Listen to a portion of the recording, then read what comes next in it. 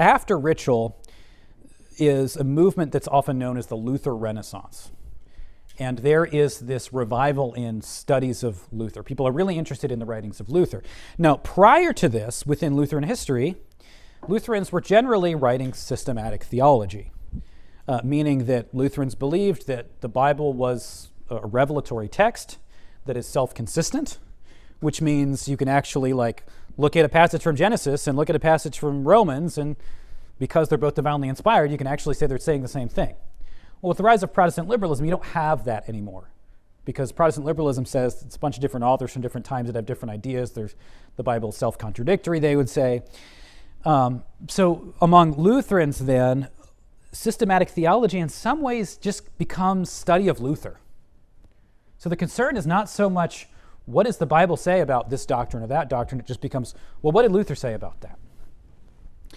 And for Ritschl, one of his primary arguments, and this is in his History of Pietism, is that there's Lutheranism, but then there's Luther, and they're totally different.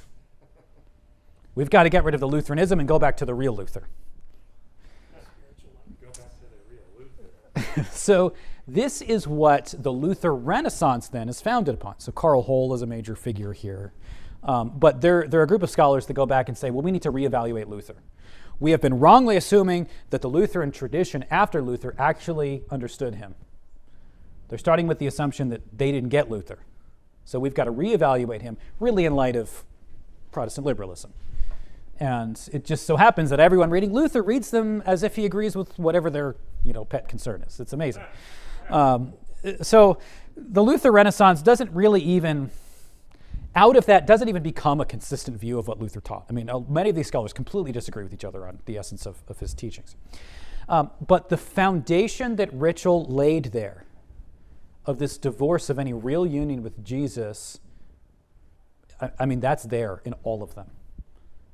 And that becomes just assumed.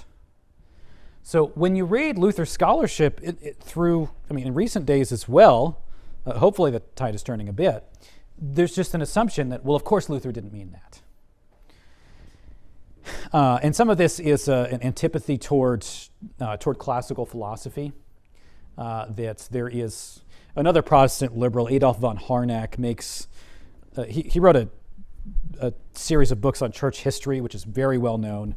And Harnack promotes what's called the Hellenization thesis, which is basically the idea that the New Testament is basically very Jewish, but there were these kind of Greek foreign philosophical ideas that had nothing to do with Judaism, and the history of Christianity in a way is people bringing those Greek ideas into Christianity and kind of corrupting it from basically the very beginning.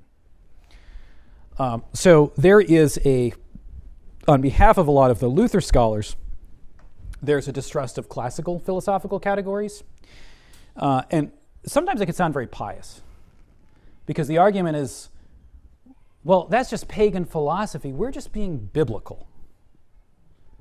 Okay, well, that sounds good. We all want to be biblical. We don't want to be pagans. So okay, fine, I won't read Plato anymore.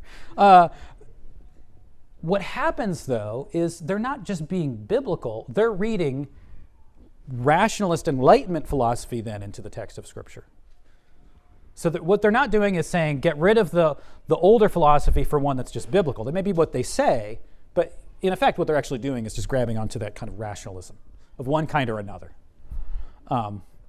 Which is why Protestant liberalism never stays consistent.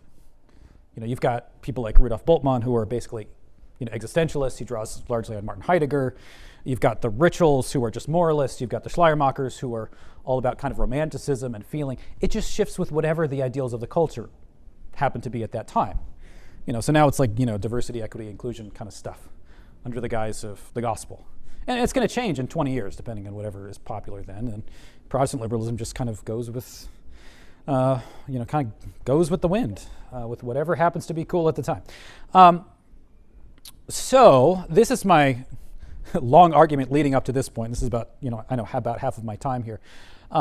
Just say what went wrong. So I think that's really essential, because as you're asking, why don't I hear about this? You're not going to understand that unless you know what happened philosophically and what happened with this understanding of Luther.